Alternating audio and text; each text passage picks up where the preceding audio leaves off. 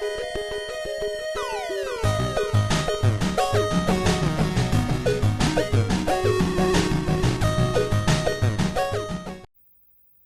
guys, RetroRewind here and welcome to my channel. Yes, today it's not going to be Action Fighter, which is on the background. I've just got it on. I just had a quick little quick go on it. The reason I'm here is for Homebrews. That's right, I've got this parcel that's arrived for me with some Homebrews in. Those who don't know what a Homebrew is, it's basically a game that's not released on a system and someone puts it on the system. i.e., I've got a load here in front of me to show you. So I have Star Wars, which was done by Revo, a guy I believe in France, so awesome version. And then I have got Bruce Lee, which was done by a guy called Mark, or Sega Carts, top lads, who also did me Goonies, which is on a reversible cover, so I could take that and change it around. Sorry about the glossy, because I've got them in protectors, so yeah, Goonies as well. And a recent pickup is Voyage, thanks to Phil from Crazy Lee. Is it Crazy Z? I can never pronounce his name on YouTube, but it is on here. He picked that up from another seller for me and sent that over to me, so that's the latest pickup from that one.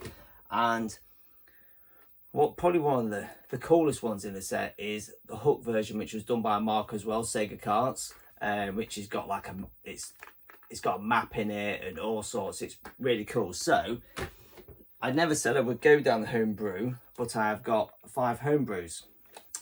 So Sega Carts, who normally have done them, has sold up everything and he's done with modding and everything.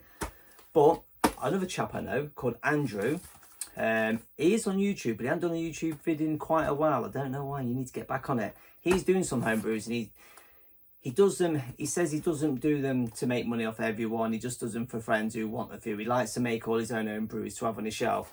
So I sent him a couple of Afterburner games, because that's what you use Afterburner, because obviously for the bigger chip on it, it's supposed to be the cartridge to do so. The more people that use Afterburner for modding, that game will become rare one day, and that will be classed as a big hitter, I hope. I have got it up there obviously because I've got a full set, and I have got an American version as well down here in my American section. So yeah, so let's open this up and see what wonders he did for me. Because what I did was, cheekily enough, I bought one off eBay for I think about 6 or 8 quid. It was Afterburner. I had it and I wanted one game to be done by him, and then I was looking at his games. I thought there's 2 really I could do. So what I did, I actually bought a game from CEX and sent it straight to him instead of coming to me then to him. You know, save a bit of carriage and all that. So let's let's open this bad boy up. Obviously without cutting myself open, which I like to do. To be fair, he said there's a little surprise in here. I said I'm going to do a video on this. To be fair, I did ask his permission first. I said, am I all right to open this up, do a bit of video on your work and stuff like that? And he's like, yeah, fine, it's not a problem, that's all good. I said, well, as long as you haven't done a shit in the box. And he goes, there could be shit in the box. So let's see what he's put in the box. Oh, I don't even see. I can already see the shit in the box. So very well packed up. Nice little box, very well packed, plenty of bubble wrap. So there we go, bubble wrapped up. I'll try to move this on as fast as possible because this is the boring bit. And when I say shit in the box, I can remember him asking me about this, and what he has put in the box first and foremost is Back to the Future on the Commodore 64. Because he said, oh, do you have Back to the Future? I said, well, I've got it on, I think I've got it on Spectrum, which is up in my Back to the Future collection up there, and I've got an Amstrad, and obviously I've got it on all kinds of what. Yeah, so he's like, so now I've got the trilogy of 8-bit microcomputers. I've got Spectrum, Amstrad, and now Commodore 64. So that is really cool. I've got to say, I'm really glad he's sent me that. So yeah, that is sweet. So that was a little bonus he threw in there. So nice one, dude. So first and foremost, oh, my arm's got, oh, did you hear that crack? My arm locked. First one, PacMan. And his display is pretty cool. It's in he's put it in a little protected cover, and it says here, Cart of a Zanoni revived. See if I can just there. See if you can, if I move out the way, it might focus. There it is. That's his little sticker he's put on there. So he's done me. PacMan. But the game I actually wanted first was this game, Green Beret. Love playing this on the Amstrad. Many childhood memories playing this, and I saw, I think he did this for Ollie 8-Bit Boy UK. I'm sure he made him one, and I saw he'd done that, and I thought, you know what, fucking love PacMan. A massive PacMan fan. It's the game I go to when I eventually do play on my arcade system. I do like to play PacMan, so I got those two done by him. So sacrificed 2 Afterburner games, and I do love his little touch where so it obviously says shooting in that corner, arcade in that corner, just like, let's get a normal game off the shelf, I'll grab what's nearest to me. So obviously if you compare it to, that's an original, and that's obviously a redone one. So it's pretty cool. I'll open it up. So let's open it up and have a look, see. This is a resealable bag, but me personally will be putting it in one of the hard plastic protectors. I like to put them in the hard plastic one, because what I don't like is the spine has that, is a run of plastic down there when you put them in these. These are a cheaper way to do it though, so it's all good. And professionally presented sending it like this, so I know what it is. It's hard to get back into it. I'm gonna have to take that sticker off there and put the sticker on here, I think. So yeah, so look, there you go. You got it's a locking down, so it's almost like an original cartridge case, but it's not. And he's got his own set of Sega, look, Sononi, which is in Sononi. I want to say, is it the boss in one of the games? Is it Astro Warrior? I think it is. Sure it is. I'm sure it's that. Sure it is. Anyway, so yeah, there it is. That's how that's. So the cartridge is just a standard format, black with the red as normal. Get that as you can see, and it's got a little booklet is done in it, which is cool. So it's a coloured booklet or manual, and there you go. It's done get me out of it. Done a bit of a manual up, showing you the buttons, and get my head out of the way. So it's all the ghosts and PacMans in it. So yes, that's pretty cool. So yeah, brilliant. That is awesome. And in the back, levels, 256 levels. Says right there, 256 levels, and it looks brilliant. It just looks like an original PacMan game. I'm really, it's got one of them locking down ones like the Mega Drive. That is just solid. He's done a great job with that. Let's have a look at Green Beret. Love the start music on it. Wait, it just starts. I'm not going to do the noise and the music because I embarrass myself enough on this channel without doing that.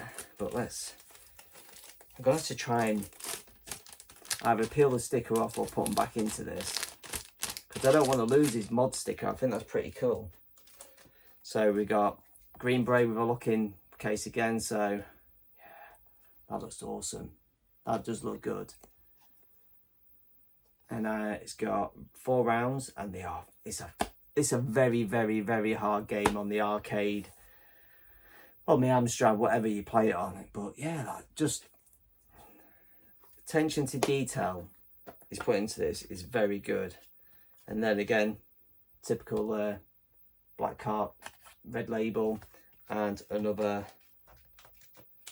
if I can get the manual out without wrecking it. Come on, people are waiting. So yeah, so he's done his little manual. So he's gone for American style, innit? Because American style is vertical, where obviously horizontal is the Europe. Some people prefer that way. Some people prefer that way. I like the Euro style than the American. But yeah, he's done a little booklet as well, telling you all about it. I know when I play it on the Amstrad with the joystick, if you get the rocket launcher, you have to use a space.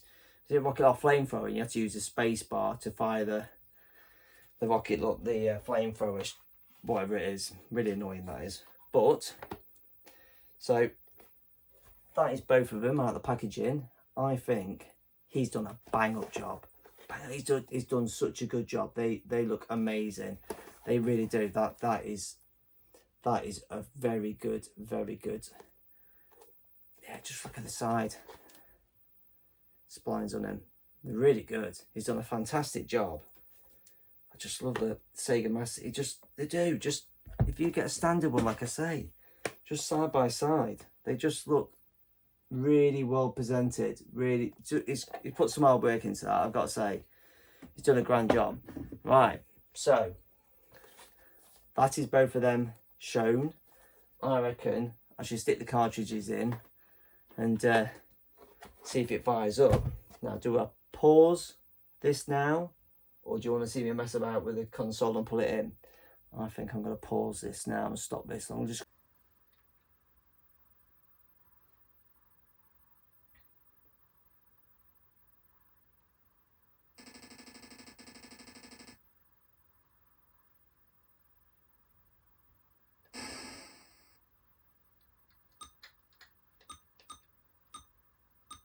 Right, so it looks at this.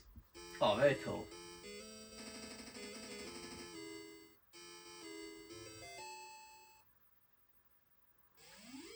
Oh, listen to it. Very cool. Very cool. Colours look fantastic. But saying that, I didn't mean to go down. I didn't mean to go down. I wanted to lay down, not bloody go down the ladders. I played this for many years on my green screen monitor on the Amstrad. So it's only recently. Sound that wrong. I'm not doing too well on my first start. Yeah, I only recently played this in colour on my Amstrad after I got my colour TV set up to it instead of using the green screen monitor. What? No way did that get me.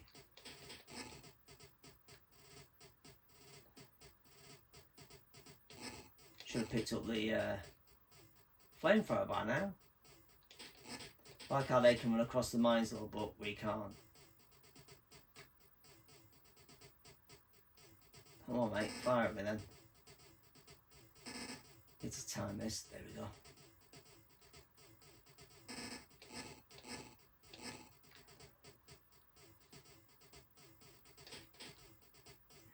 Go on son, run for it.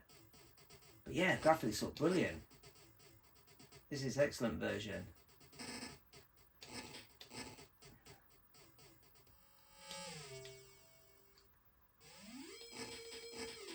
Kill them all! With a knife. Ah, it jumped me. Let's just knife them all. Stand up and do it. Let's like a chance of getting jumped over then. Is that it? Yeah. Go on, son.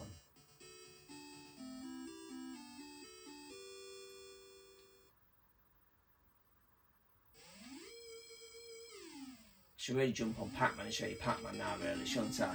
That's what I should do. But I won now. Game over.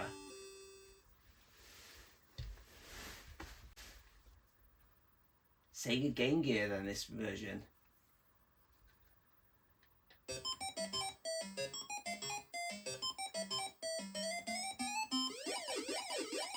Oh wow. Looks loud. This looks so cool.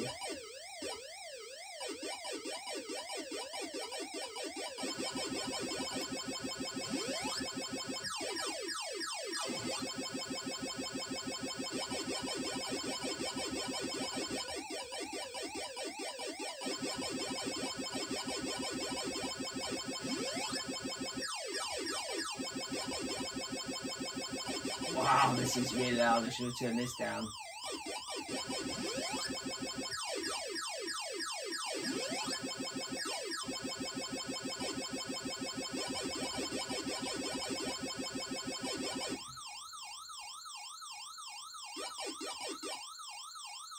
Oh, So just at least clear the board. Oh, I can't go up. It's so different using the joypad instead of the joystick. Because obviously it wants to be 4 direction, where a joypad is obviously 8. Come on.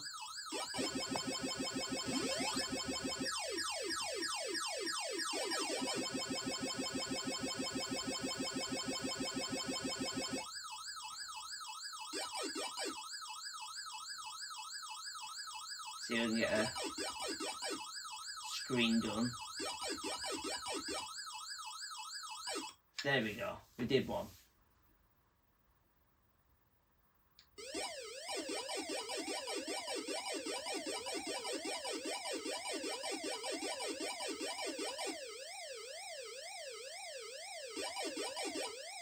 Oops, I didn't mean to press. Oh, I went to press down. So hard with the joypad compared to a joystick.